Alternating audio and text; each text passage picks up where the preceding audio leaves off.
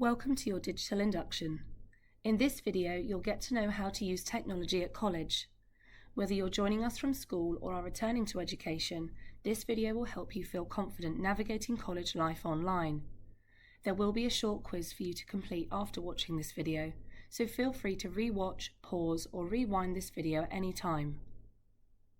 When you access something on the college network, for example, if you're on the college Wi-Fi or if you're accessing your college work or Teams, you're expected to follow the rules laid out in the Sparsholt College Group Acceptable IT User Policy.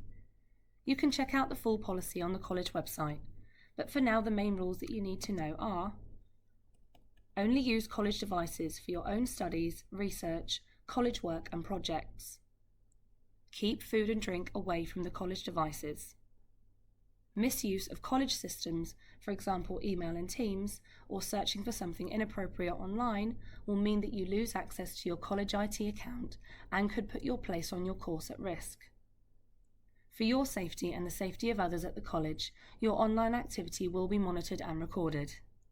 And finally, never log into a device using someone else's username and password. While we're talking about passwords, let's look at the do's and don'ts of password security at college. Keep your password at college secure by using different passwords for different accounts. If you think someone might know your password, you can change it on a college computer by pressing Ctrl, Alt and Delete on the keyboard and selecting Change Password. If you forget your password, pop into the library or study centres on your campus and we can help you reset it. Don't share your password with anyone. No one at college should ask you to share your password with them. And don't choose a really obvious password, for example your birthday, because that makes it really easy for people to guess it and access your college work. On to file storage at college. Any files you create or receive at college should be stored on your OneDrive. That's a cloud-based storage solution that is part of your college IT account. You can access OneDrive by clicking on the app launcher. When you open up Microsoft Edge to access the internet, you'll see the app launcher. That's the 9 dots in the top left-hand corner of the screen. Click on the app launcher, then select OneDrive. Look for a blue cloud logo. You can access your college OneDrive from any trusted device with a secure internet connection, so you can access college work from your phone or on a personal device. Unlike USB sticks, it's got a huge storage limit, so you should never run out of space to store your college work. Let's talk about AI use at college. Generative AI is not a new thing. You've probably already used things like Snapchat AI, Alexa or Siri, Kahoot, and Netflix film recommendations, and we want you to feel confident using AI in a safe and ethical way while you're at college. We've put together our AI policy for students, which you can find on the college website under Policies, but here are the main bits that you need to know. AI may be used to help students plan, structure, and gather ideas for college work, but check with your lecturer first if your exam board allows this, as improper use might affect your final grade on formal work. AI must never be used to generate formal work in part or full, so if you're using Copilot, ChatGPT, or another large language model to write your work for you, that's definitely not allowed and you'll fail your assignment and could put your place on your course at risk. The college uses a tool called Turnitin, which can detect improper AI use and plagiarism. As well as generating a Turnitin report, lecturers and college staff have other ways to identify AI use, so it's best not to risk getting caught. If you're not sure if you're using AI correctly, speak to your lecturer or someone in the DigiEd team and we can help you out. AI can be great fun, but when you're using it to do your work for you, you're not showing your lecturer how much you actually understand, and you're not acting honestly and ethically. AI is also well known for not being accurate all the time, and if you're not careful, you might end up submitting an assignment that's full of hallucinations. That's content that AI generates is incorrect. So if you're using AI for research, make sure you use other sources as well, like online journals and trustworthy websites. At college, it's important you feel safe using technology. The Data Privacy Statement for Learners outlines what the college does with your personal data. Feel free to pause the video and visit the college website homepage in a new Internet tab to take a look. The College e-Safety and Online Communications Policy, which is also on our website under Policies, outlines how the college keeps you safe online. It talks about the importance of keeping to the terms of the acceptable IT user policy, the responsibility that you have as a member of the college community to act safely and responsibly when using the college network and college devices, and goes into detail about how you should inform a member of college staff if you're worried or concerned about an e-safety incident. There are things you can do to help keep yourself safe online. When we're posting something online, we should remember that what goes online stays online forever. Even if you delete a message or an image, someone could have taken a screenshot and it could be found years later and affect your ability to get or keep a job. We can also make sure we're not posting personal or identifying information online. Sharing things like your address, phone number, or passwords and PIN numbers can make it a lot easier for people to steal your identity online, so keep your information private. The college takes harassment and bullying seriously, online and offline. So if someone online seems inappropriate, report it to your progress coach, teacher, or a parent or guardian. Something else you can do to protect yourself online is to be aware of how to manage unwanted emails. You've probably heard of spam emails. They're unwanted junk emails or messages that are sent out in bulk. Usually they want to promote something like a product or a service, and they can be really annoying as they can clog up your inbox. Phishing emails are different. These are emails sent deliberately to cause harm. They're sent to try and get information from you, for example your passwords or bank details, with the aim of gaining access to your accounts and stealing personal information. This can lead to identity theft, financial loss, or other serious security issues. You can protect yourself from spam and phishing emails. Check the sender's name and email address. Do you recognize it? Does it look like a real email address? If the email or message is asking you for personal details or financial information, take a moment to think about why you might have been asked to send it. For example, no one should ever ask you to share your password, even the IT team. If you're not sure if an email is trustworthy or not, you can always ask the IT team to check it out.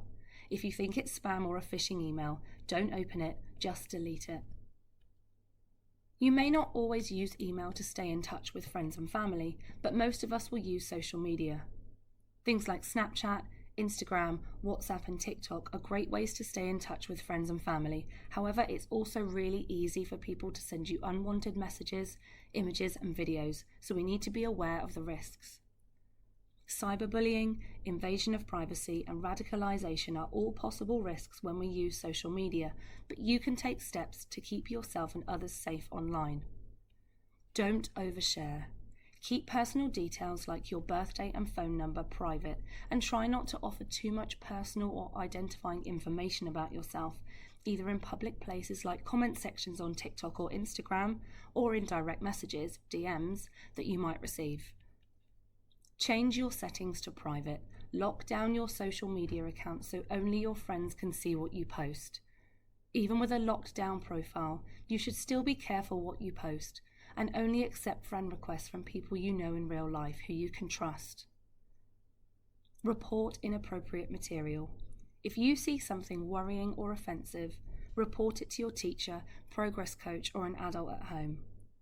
You can also usually report the content directly on the social media platform and flag it as offensive, and block users who post content you don't want to see.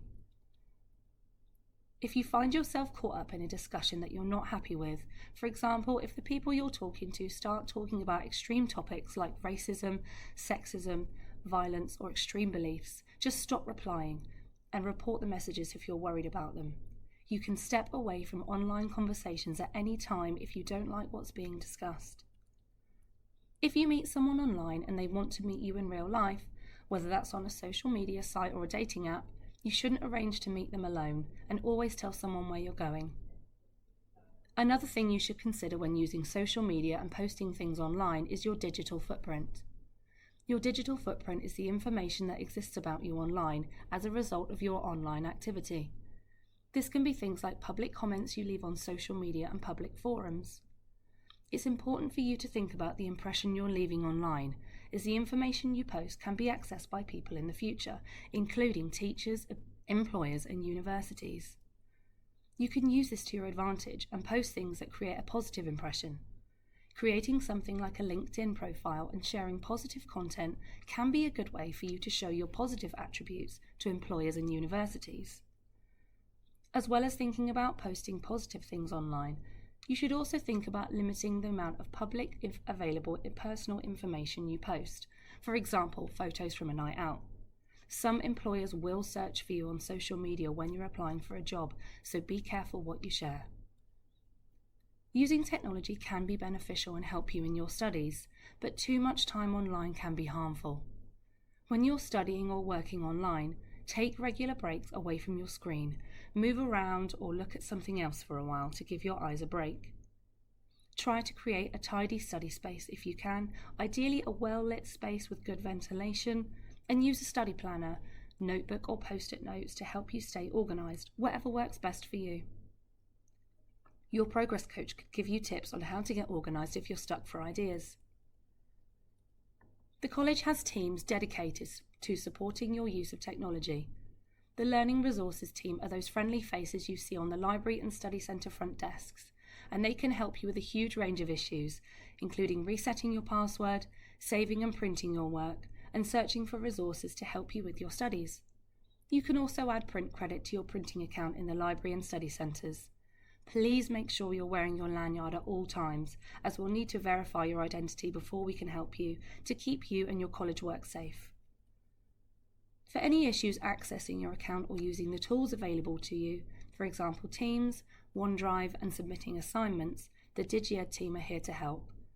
We're also here to provide any training you might need using any hardware or software at college, as well as supporting you in using the accessibility tools available at college, such as Immersive Reader and Dictate. The DigiEd team can be found in the DigiHub on your campus. In Sparsholt, that's in the library, and in Andover, that's in the Anton Study Centre. Drop into the DigiHub for support or ask for us in the library or study centre. You can also email digiedteam@sparsholt.ac.uk and we'll arrange a support session with you as soon as possible.